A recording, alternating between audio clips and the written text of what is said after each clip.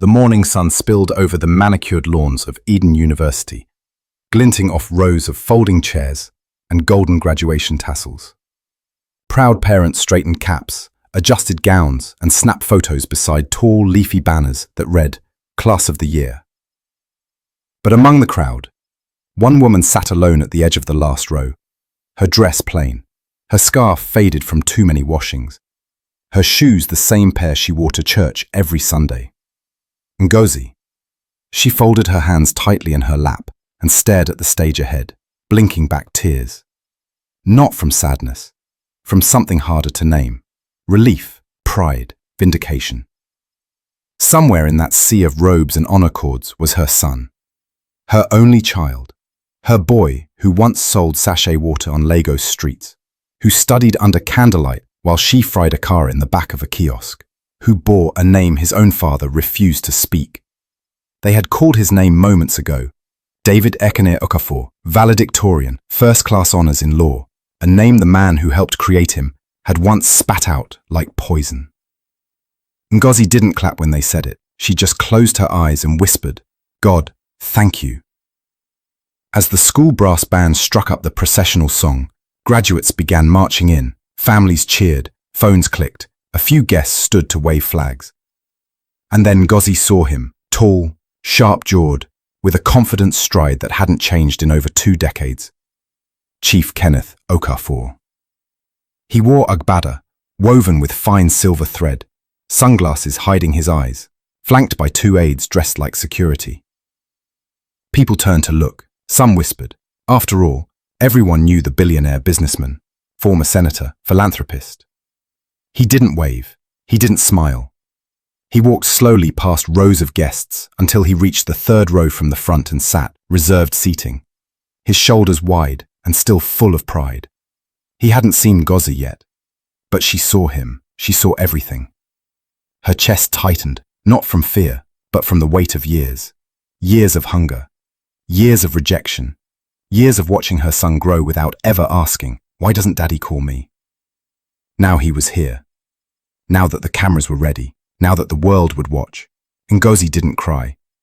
She sat still, her hands wrapped tighter than before. Her heart was pounding, but not with nerves, with something fiercer, because she knew David. And she knew this day would not go the way Kenneth expected. The announcer stepped up to the podium. "Ladies and gentlemen," she said, her voice ringing out over the speakers. "We begin today's ceremony by honoring the top graduate of the 2025 class." David was walking to the stage, and Ngozi held her breath, but so did Kenneth. Because what David was about to say, no one was ready for it. David's steps were steady as he climbed the stage. The applause rolled in waves, loud and thunderous, but his face remained unreadable. Calm, composed. His gown fluttered lightly behind him, his valedictorian sash glinting under the lights. He looked every bit the success story, Nigerian excellence wrapped in dignity. But inside, his mind wasn't on the stage. It was in a dusty compound in Enugu 20 years ago. He was 5, and he was crying. "Mummy, why doesn't he want me?" Ngozi had crouched beside him, sweat lining her forehead, her wrapper stained with oil from frying bean cakes since dawn. "He's just not ready," she had said softly. "But one day he will be, and even if he never comes, you still have me." David had believed her, for a while. But the years taught him otherwise. Kenneth Okafor hadn't just walked away, he'd erased them. When Ngozi had gotten pregnant at 22, he accused her of trying to trap him.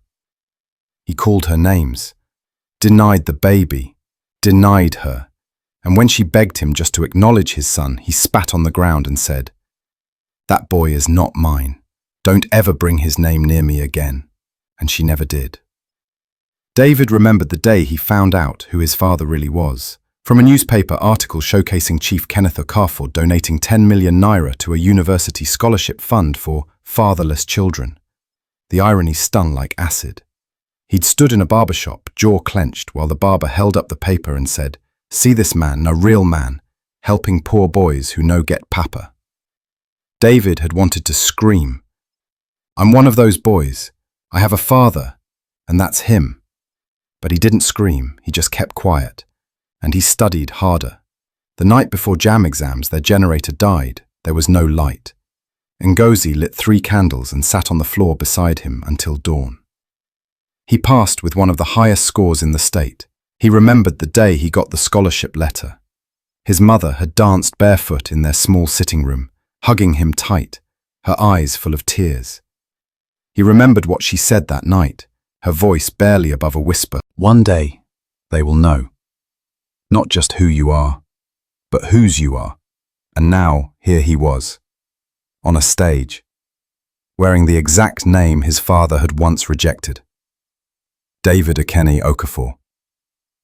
He looked down at the crowd, cameras flashing, lecturers nodding, students beaming. Then his eyes landed on 2 people.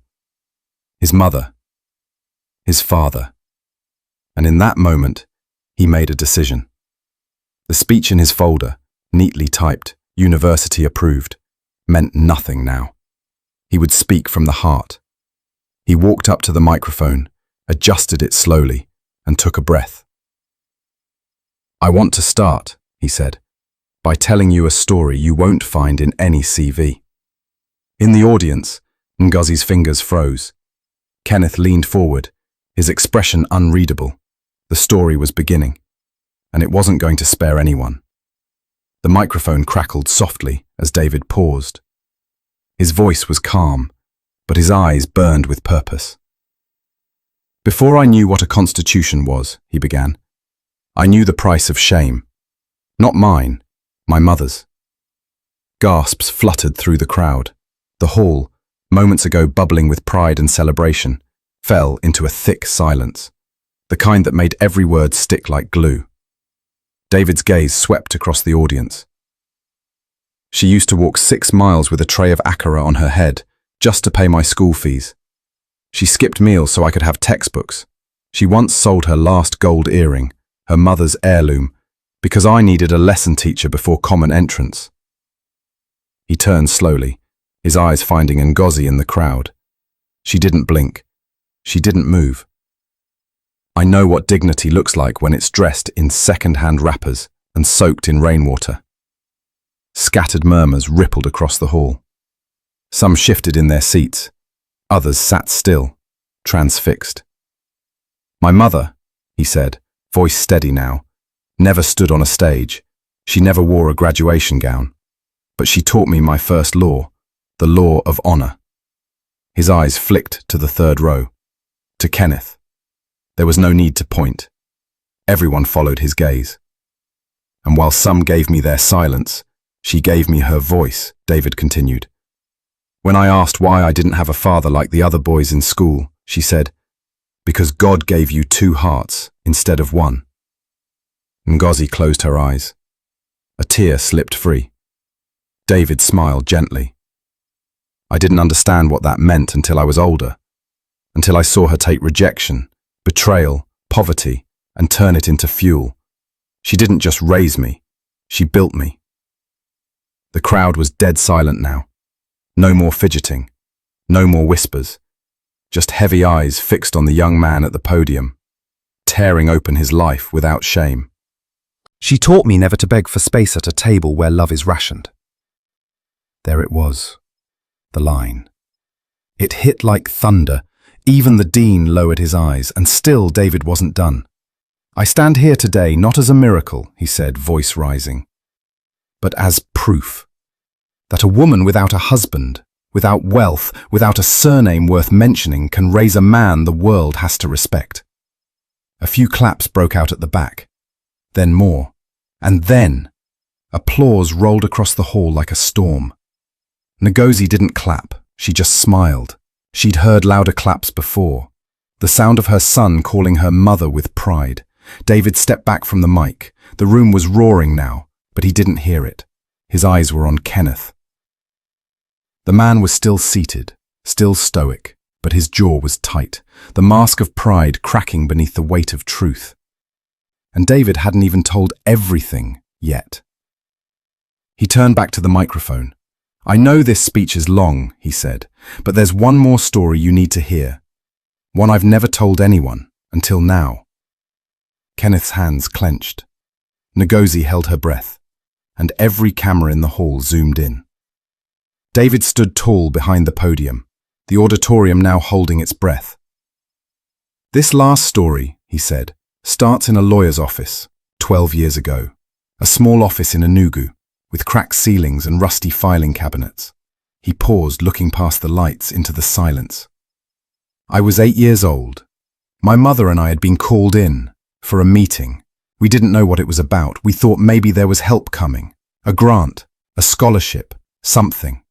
He exhaled slowly. "But it wasn't that. It was a letter from a law firm acting on behalf of someone powerful. The letter said in very clear terms that the man listed on my birth certificate had, and I quote, 'no legal, moral or biological obligation to me.' You could have heard a pin drop. It said we should refrain from using his name, that we should stop claiming him publicly, that my mother was trying to tarnish his reputation." Whispers fluttered again. A few heads turned. All eyes returned to the third row. Kenneth Okafor sat motionless.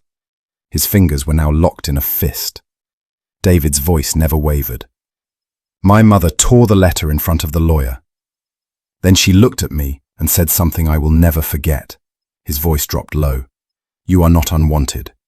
He just lacks the heart to see what God gave him." The applause started again, slower this time, heavier, no excitement, just reverence. In the third row, Kenneth's aide leaned toward him. "Sir, you want to leave?" But Kenneth didn't move. He was trapped. Not by force, but by truth. Because now cameras were rolling. Guests were watching. His image, the perfect Chief Kenneth, was unraveling in real time. But before David could speak again, the doors at the back of the auditorium opened. People turned. A tall woman in blue walked in, flanked by 2 media reporters. She walked with measured grace and piercing eyes. Her name was Korede Hassan, founder of Voices of Children, a popular NGO that exposed deadbeat public figures. Her presence meant one thing: this moment was already news. She took a seat near the front, pen in hand. Kenneth saw her, and for the first time, his hand began to tremble. David noticed. He smiled, barely. Then he leaned in again. "But this story doesn't end with a rejection letter," he said. "It ends with a question for someone in this hall." Gasps again, heads turned again. He looked down at his father, and for the first time that day, David addressed him directly. "Chief Kenneth Okafor, would you like to stand and finally acknowledge your son? Or will you remain seated and let the whole country witness your silence again?" The audience froze. Kenneth's lips parted. The cameras zoomed in. And Ngozi, she didn't look at either of them. She closed her eyes. Because she knew whatever happened next would shake more than just the room. For a moment, the hall stood still. Time paused between truth and denial. All eyes turned to Chief Kenneth Okafor, the former senator, the real estate mogul, the man who once controlled rooms with a glance. But now, he was silent, frozen, his jaw flexed, chest rising and falling in slow, heavy breaths. People whispered his name like it was a scandal waiting to ignite. Journalists at the back clutched their cameras tighter, but he didn't move, not even a nod. He remained seated.